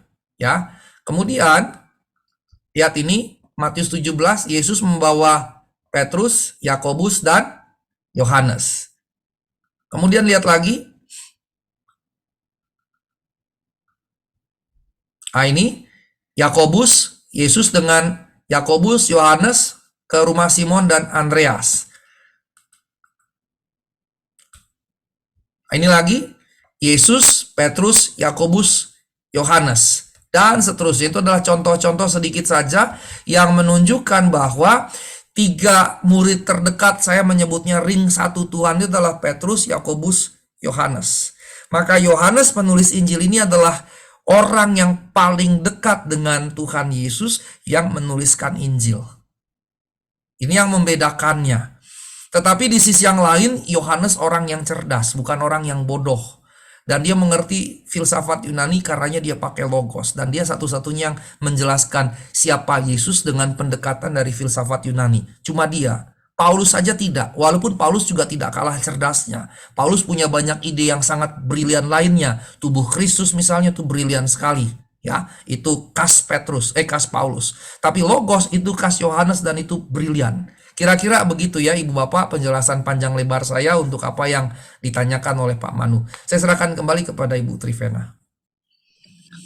Ya, Bapak, Ibu, dan Saudara, kalau masih ada pertanyaan, silakan. Pak Charles dan Kak Eli. Oh, itu gambar latar. Saya mikir esen.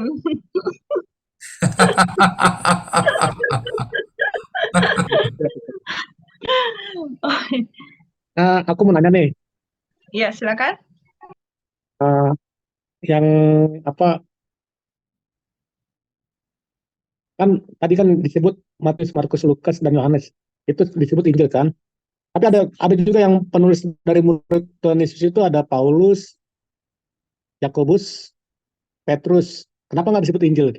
Oh, itu tadi. Itu dia. Udah tadi. Petrus, Yohanes, Yakobus yang Udah ya. Oh. itu. Belum, Ya, udah Pak. disebut. Belum, Pak. Benar, Bapak bertanya dan saya belum menjawab itu, Pak. Belum. Saya menceritakan tadi terkait itu murid-murid Tuhan yang ring pertamanya Tuhan. Tapi kalau terkait surat tidak. Nah, begini, Pak. Ini sebetulnya bicara, saya coret-coret lagi ya. Ini sebetulnya bicara tentang jenis literatur, Pak, Bu. Jadi begini, bagaimana ini dihapus dulu.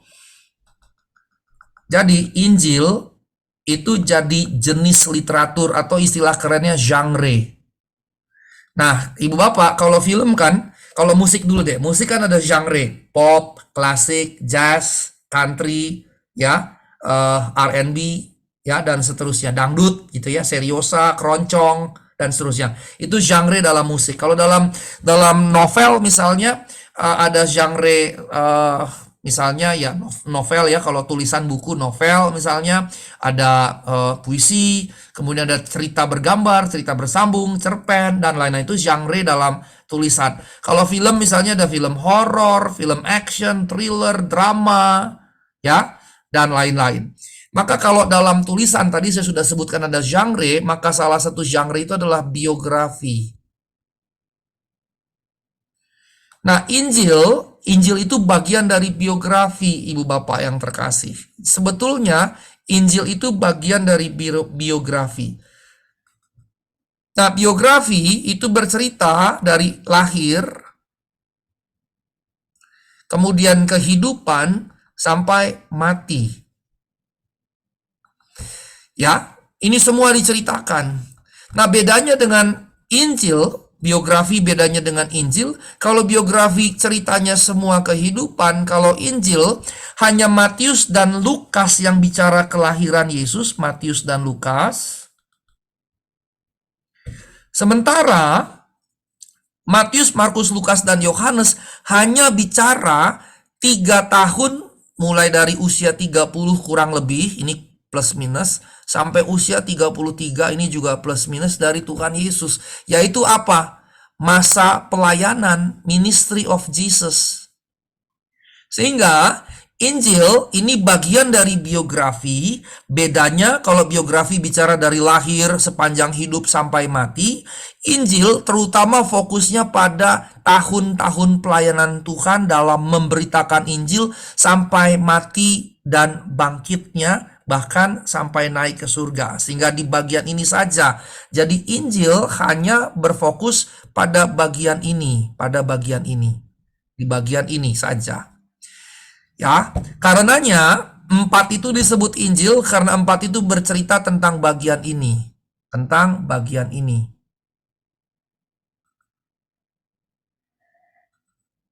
Ya, tentang bagian ini. Begitu ya. Nah, di bagian ini. Karena Injil bicara tentang bagian ini. Lalu bagaimana dengan tulisan Petrus, Yakobus, dan lain-lain? Nah, Ibu Bapak yang terkasih, mereka tidak dikategorikan Injil karena mereka tidak bicara bagian ini. Tidak. Tulisan mereka karenanya, saya hapus dulu ini. Tulisan mereka tidak masuk kategori Injil. Ups. Tulisan mereka tidak masuk kategori Injil karena Injil ada syaratnya tadi kan? Ya. Biografi sifatnya, tapi khususnya masa pelayanan Yesus tadi, ya, yang 3 sampai 3,5 tahun tadi. Ministry tadi of Jesus. Sementara yang disebutkan Bapak tadi, Petrus, Yakobus, dan lain-lain itu masuk kategori surat. Maka surat itu kategorinya punya indikator. Indikatornya ada penulis, sudah pasti, tapi ada juga penerima surat. Yang pertama, kemudian ada pembuka, ada isi, ada penutup. Nah, dalam surat-surat cukup banyak dimulainya, dibukanya dengan salam plus doa. Ditutup juga cukup sering dengan salam dan doa. Salamnya bisa panjang, pesan dari sini dan seterusnya. Dan isinya inilah kemudian sebetulnya penjelasan teologis. Kira-kira begini kalau surat. Maka kalau Bapak bandingkan semua isi ini yang saya sudah jelaskan ini Pak Bu, ya, kalau lihat ini, maka ini jelas bukan Injil, karena Injil tidak begini modelnya. Begitu ya, Ibu Bapak yang terkasih, itu sebabnya mengapa Petrus suratnya, surat-surat Paulus, surat-surat Yakobus tidak disebut Injil, tapi ya surat, begitu. Karena tadi model surat seperti ini, dan ini bukan model Injil. Injil yang tadi saya sudah jelaskan, yaitu biografi terkait kehidupan Yesus, khususnya ministry of Jesus di 3,5 tahun masa hidup pelayanan Yesus sampai mati, bangkit, dan naik. Masa pemberitaan Injil. Kira-kira begitu. Tuhan Yesus memberkati. Saya serahkan kembali kepada Ibu Trivena. Oke, masih ada yang akan mengajukan pertanyaan? Silakan Terima kasih, Bapak. Pak. Sambil menunggu, mungkin saya yang akan mengajukan pertanyaan ya Pak Sigor ya. Silakan. Pasal 10 ini kan dibagi menjadi 2 bagian, yang tadi dibagi sama Pak Sigor tentang gembala yang baik, terus Yesus dan Allah adalah satu. Ya. Jadi 2 bagian. Ketika 2 bagian ini dijadiin satu dalam satu pasal, itu ada korelasinya, misalnya yang pertama ini menjadi landasan yang kedua, atau menjadi suatu kesatuan yang terpisah gitu Pak. Seperti ada 2 pengajaran atau satu pengajaran yang saling berkorelasi. Baik. Itu saja, Bu. Itu saja ya. Oke, baik. Saya share teksnya lagi ya. Saya tunjukkan saja langsung. Pertanyaannya baik sekali. Apakah ini korelatif atau tidak? Jadi 2 pokok yang terpisah. Tidak, ini berkaitan sekali. Mengapa? Karena bagian yang pertama, Yesus itu sedang mengajar tentang gembala dan domba. Ya, kalau Ibu Bapak perhatikan di sini. Tapi kita lihat di mana sih Yesus ngomong. Di sini kan langsung mulai perkataan nih. Kita nggak tahu nih Yesus ngomong. Kita lihat perikop sebelumnya saja. Ya, selalu harus memperhatikan mikro konteks itu, teks sebelumnya dan perikop sebelumnya dan perikop sesudahnya. Nah, ini Yesus masih ngomong. Wah, ini pasal 9 ini masih ngomong. Ya, coba kita lihat di mana ini. Nah, ini Yesus sedang lewat. Yesus sedang lewat gitu. Kemudian ngobrol, ada orang di sini banyak. Ini ada orang buta yang disembuhkan. Jadi ini konteksnya Yesus setelah melakukan mukjizat begitu, ya. Orang-orang buta ini dibawa kepada orang Farisi, mulailah percakapannya dengan orang Farisi itu. Gitu ya, kalau lihat urutan cerita. Nah, kalau kemudian kita baca pasal 10 ayat 1, ini masih langsung. Berarti ini sebetulnya kelanjutan dari yang tadi di pasal 9, mulai yang ayat tentang orang Farisi. Tetapi pasal 10 ayat 22 beda lagi nih. Dengan kata lain, scene-nya, tadi ingat ya, blasti, background, kemudian locus, tempat, lokasi, kemudian A itu actors, kemudian senario, kemudian berikutnya tempus, waktu, kemudian tema. Nah, senarionya dengan lokusnya berbeda nih. Lokusnya berubah nih. Ya. Tempusnya, waktunya juga berubah. Berarti ini 2 event yang berbeda. Ini hari raya pentabisan Bait Allah di Yerusalem ketika musim dingin. Berarti waktunya beda. Lalu kenapa si Yohanes yang itu tadi ya? Tadi saya katakan cerita di Yohanes tidak disusun secara kronologis, tapi secara teologis. kebutuhan teologisnya yang membuatnya disusun oleh Yohanes seperti itu. Nah, ini jelas menunjukkan cerita berikutnya ini sebetulnya terjadi di kejadian yang berbeda. Yohanes menunjukkan ini, gitu ya. Maka di sini kemudian disebutkan lagi di mana kejadiannya. Yesus jalan-jalan di bait Allah, gitu ya. Nah, di ayat yang ke-23. Makanya ini tadi saya katakan ini jadi semacam prolog untuk perikop yang di sini. Nah, lalu mengapa dikaitkan atau disusun dalam satu pasal dengan perikop sebelumnya? Apakah ada hubungan atau sebetulnya tidak ada, hanya disatukan? Sebetulnya ada hubungannya. Hubungannya apa ini? Di sini hubungannya. Nah, tapi ini pertanyaan yang baik. Jadi Bapak harus bertanya ketika baca satu perikop, mesti tanya, ada hubungannya nggak dengan perikop sebelumnya dan sesudahnya? Dan memang kalau kita baca satu perikop, perikop sebelum dan sesudahnya harus dibaca. Dalam istilah studi biblika itu sebutnya konteks dekat atau micro konteks mikro. Ya. Maka penjelasan tentang gembala domba tadi berkaitan tentunya dengan pokok di sini nih, sampai ke sini sebetulnya. Nah ini, Yesus mau bilang, kalian bukan domba-dombaku karena kalian tidak percaya padaku. Tapi kalau kalian percaya padaku, kalian jadi dombaku, kalian dengarin suaraku. Dan kalau kalian dengarin suaraku, percaya padaku dan jadi domba-dombaku, kalian akan hidup kekal, tidak akan binasa, dan seterusnya.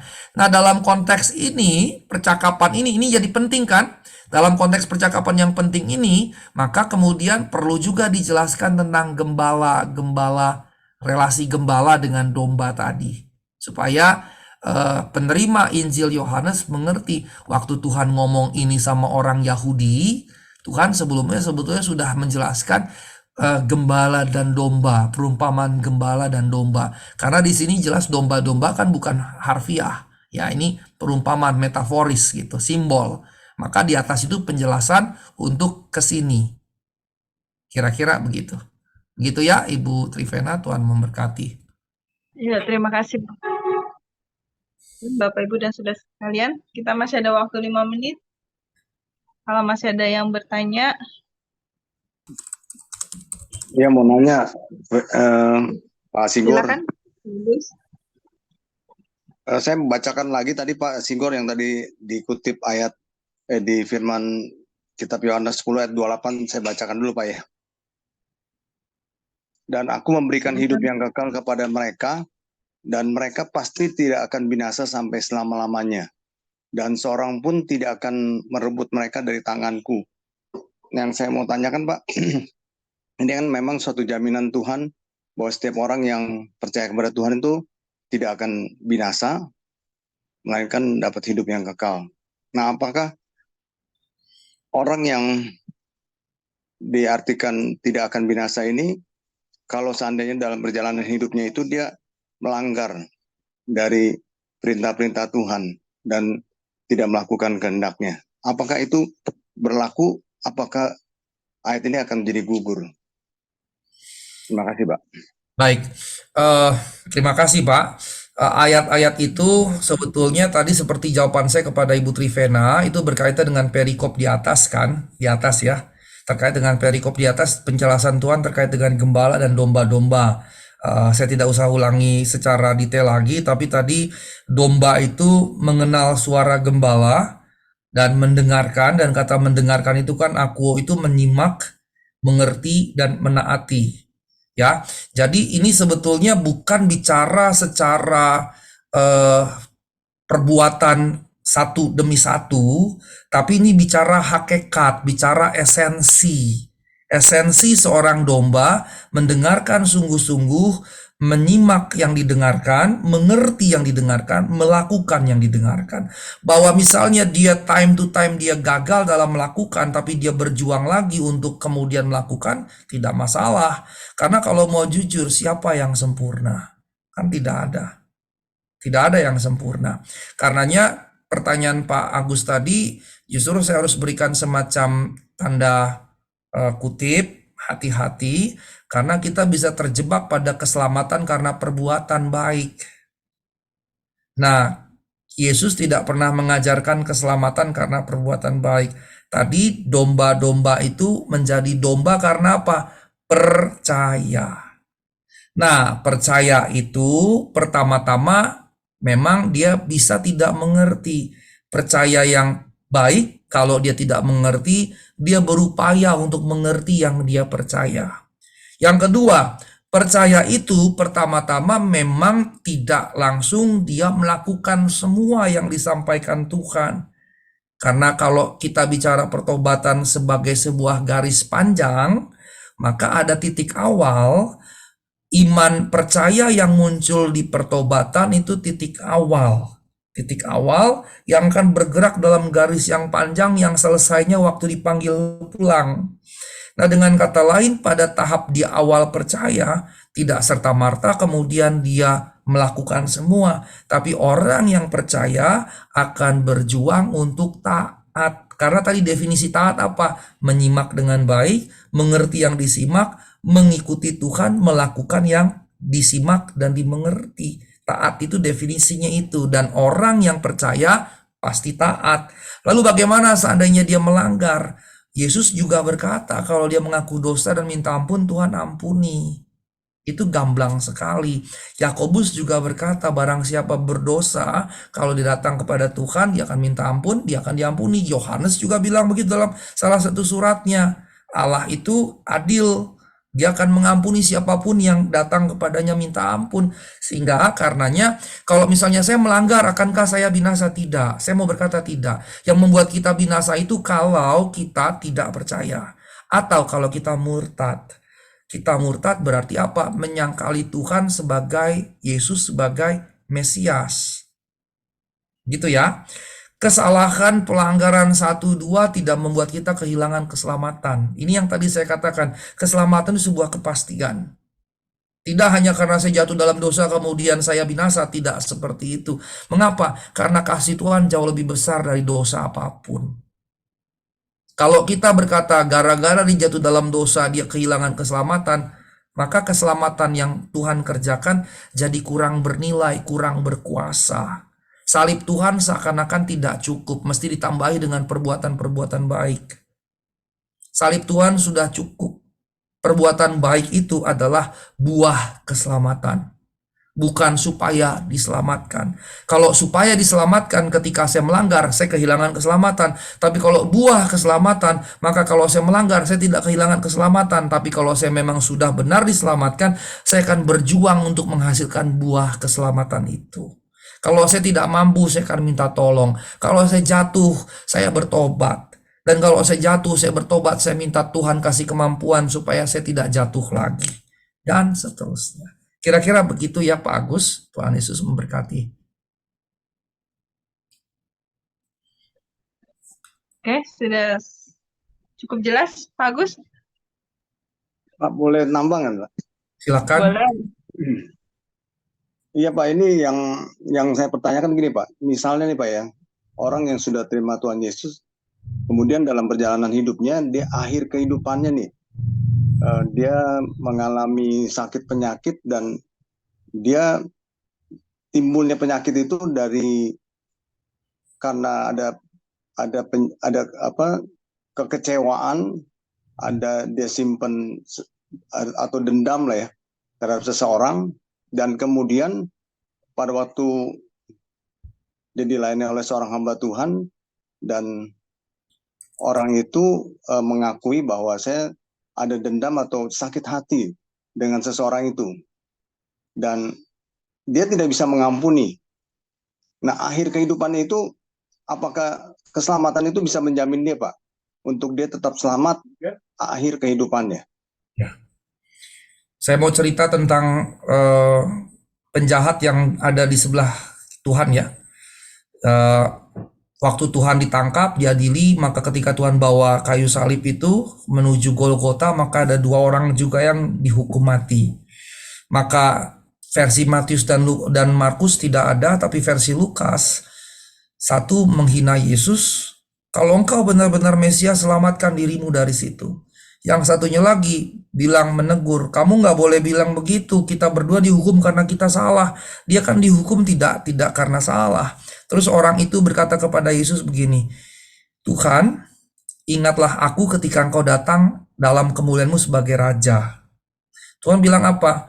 Pada hari ini juga engkau bersama dengan aku, dengan Yesus di Firdaus. Maka kemudian jadi pertanyaan, dari mana si orang yang disalib bersama Tuhan tahu bahwa Tuhan akan datang dalam kemuliaannya sebagai Raja? Raja apa? Raja dunia? Tidak. Kan tiga-tiganya bentar lagi mau mati. Kan gak ada orang yang disalib mati terus jadi raja. Sepanjang sejarah penyaliban di Yerusalem saat itu, semua yang disalib ujungnya pasti mati. Maka dengan kata lain, waktu orang yang di samping Yesus berkata, ingatlah aku waktu engkau datang dalam kemuliaanmu sebagai Raja, ini bukan raja dunia, raja politik, ini raja kemuliaan, raja surgawi tentang akhir zaman. Jadi dia bicara tentang nanti akhir zaman. Tuhan, nanti kalau akhir zaman engkau datang dalam kemuliaanmu, ingat aku ya Tuhan. Berarti dengan kata lain apa? Si orang ini percaya Yesus Mesias. Orang ini percaya Yesus bukan sekedar manusia biasa. Yesus adalah Raja kemuliaan. Makanya Tuhan bilang, hari ini juga engkau bersama dengan aku Firdaus. Apa itu? Selamat. Kan bersama siapa? Yesus. Yesus di mana? Di surga. Ya kan? Karenanya saya percayanya Firdaus itu bagian dari surga, tapi belum ada reward. Belum ada upah. Upahnya nanti akhir zaman. Tapi jelas selamat. Loh, kalau cuma sekedar punya kepahitan, gara-gara kepahitan sakit, terus kalau dia mati bagaimana? Saya mau beritahu dia selamat. Kepahitan dia tidak membuat dia kehilangan kasih karunia Tuhan. Tidak. Tapi ada satu, saya mau tunjukkan teks ya. Nah ini Bapak yang terkasih. Nah ini ya. Paulus sebagai ahli bangunan, kita juga sebetulnya ahli bangunan. Nih, tiap-tiap orang harus memperhatikan bagaimana ia membangun di atasnya. Tidak seorang pun dapat meletakkan dasar lain selain yang diletakkan, yaitu Yesus Kristus. Entahkah orang membangun di atas ini dengan emas, perak, batu permata, kayu, rumput kering, atau jerami. Perhatikan, emas, perak, batu permata tidak rusak dibakar oleh api, tapi malah makin murni. Sementara kayu, rumput kering, jerami dibakar oleh api, hancur, gosong.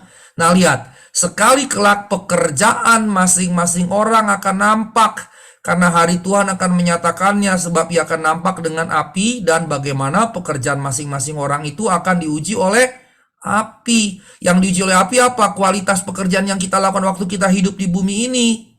Apakah emas, perak, permata, atau kayu, rumput kering, jerami? Ini berkualitas, ini tidak berkualitas. Kualitasnya bukan menurut dunia, menurut firman Tuhan. Nah kemudian apa? Nah ini, jika pekerjaan yang dibangun seseorang tahan uji, ia akan mendapat upah, reward. Jika pekerjaannya terbakar, ia menderita kerugian. Mengapa? Karena nggak dapat upah. Tetapi, jika pekerjaannya terbakar akan menderita kerugian, ia tetap selamat. Tetap. Ia sendiri akan diselamatkan, tetapi seperti dari dalam api.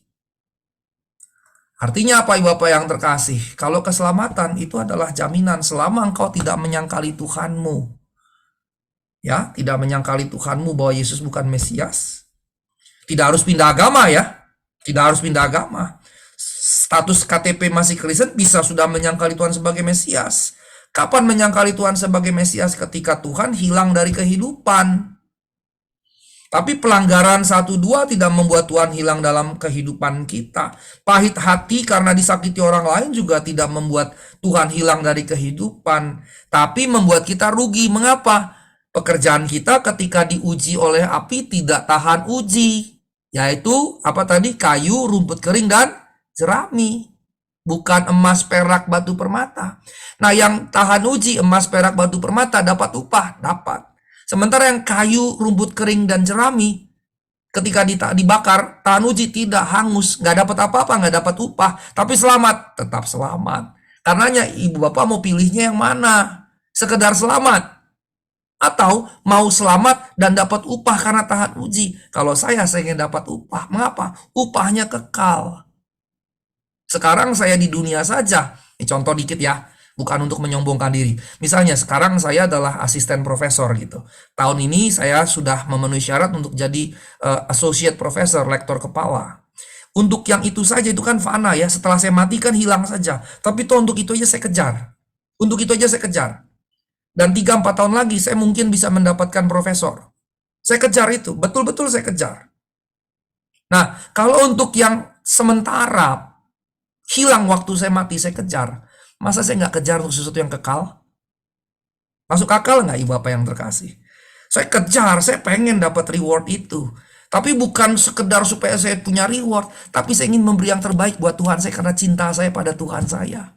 Karena cinta kasih saya besar untuk Tuhan saya. Maka saya kerja mati-matian buat Tuhan. Saya mati-matian kerja buat Tuhan. Karena apa? Saya ingin dapat upah. Tapi bukan sekedar dapat upah. Saya ingin menikmati itu bersama dengan Tuhan saya dalam kekekalan.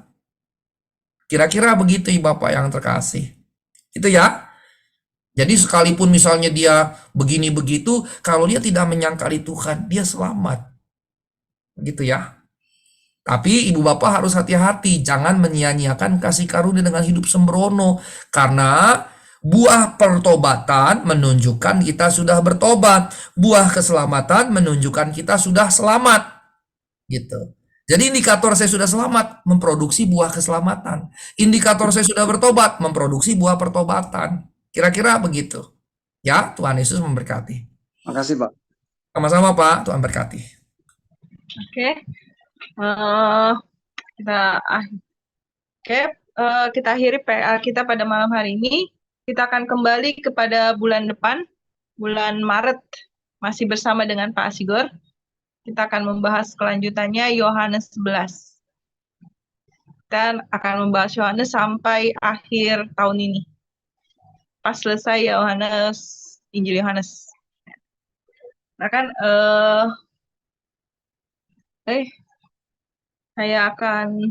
kita akan tutup di dalam doa.